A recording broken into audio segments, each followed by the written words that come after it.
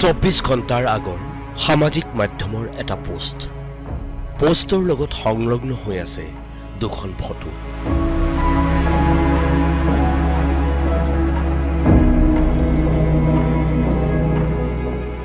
এতিয়া এই পোষ্ট আৰু ফটো দুখনে হাজাৰজনক কন্দুৱাইছে।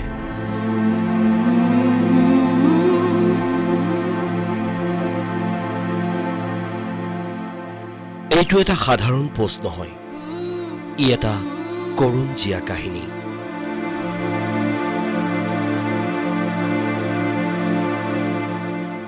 এগৰাকী স্বামীয়ে পত্নী আৰু এগৰাকী পুত্ৰই মাতৃক হেৰুৱাৰ কাহিনী।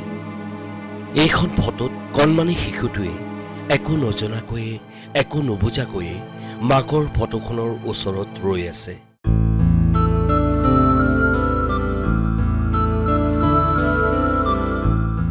সি নাজানে মাকৰ কি হ'ল, সি নাজানে মাক ক'ত গ'ল।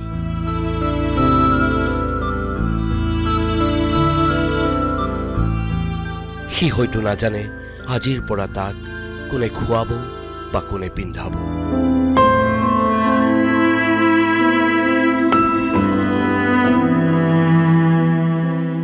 আজিৰ পৰা সি কাক মা বুলি মাতিব, কোনে তাৰ হাত আৰু মূৰত বুলাই দিব মমতাৰ পৰশ।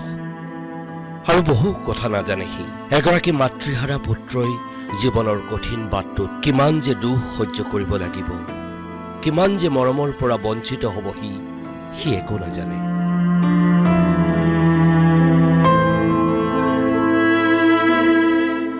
মাকৰ ফটোখনৰ ওচৰত সি ৰৈ আছে। তাক বুকুৰ মাজত লৈ মৰমৰ আৰু চুমা দি দিবলৈ মাক তাৰ কাষৰ পৰা চিৰদিনলৈ আঁতৰি গৈছে। পোষ্টত অনিন্দিতাৰ স্বামী ভাৰ্গৱ কলিতাই লিখা কথাখিনিত লুকাই আছে এক কৰুণ গাথা।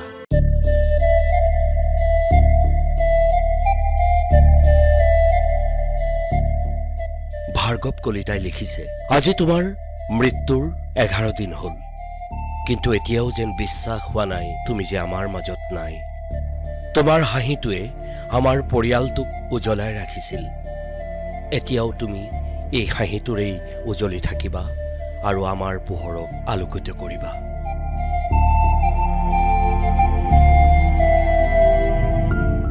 প্ৰতিটো পলতেই তোমাৰ কথা ভাবিছো স্মৃতি ভৰা আমাৰ সেই শৈশৱৰ দিনবোৰৰ কথা। কিন্তু কি জানা, এতিয়া যেন বাস্তৱৰ মুখামুখি হ'বলৈ মোৰ বাবে বৰ কঠিন হৈ পৰিছে।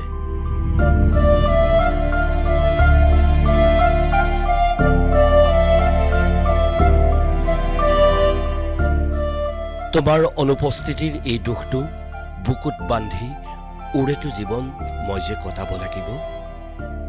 এতিয়াও মই বুজি নাপালো কিয় মই এই দুখ সহ্য কৰিব লগা হ'ল। মোৰ বাবে বহু প্ৰশ্নৰ উত্তৰহীন হৈ ৰ'ল, যি হয়তো চিৰজীৱন মোৰ হৃদয়ত এটুকুৰা ঘাঁৰ দৰে সতেজ হৈ থাকিব।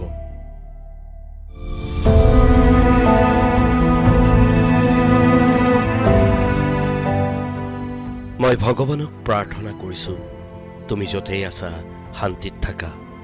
বৰ্ণময়ী অজান দেশৰ পৰা পোহৰক সদায় আশীৰ্বাদ কৰি থাকিবা আৰু আমাক দেখুৱাই যাবা পোহৰৰ বাট। কি যে অসহনীয় অনুভৱ। এখন সুখৰ সংসাৰ আছিল ভাৰ্গৱ আৰু অনিন্দিতাৰ।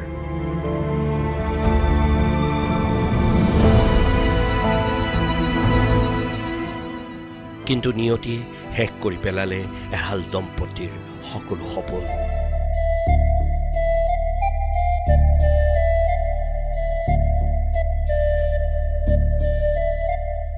দুৰাৰোগ্য ৰোগত আক্ৰান্ত হৈ মৃত্যুক সাৱটি লোৱাৰ পাছতেই এখন ঘৰলৈ নামি আহিছে অমানিশা।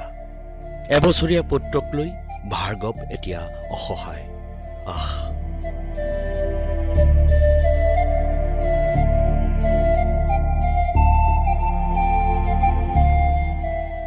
কি যে নিয়তিৰ পৰিহাস।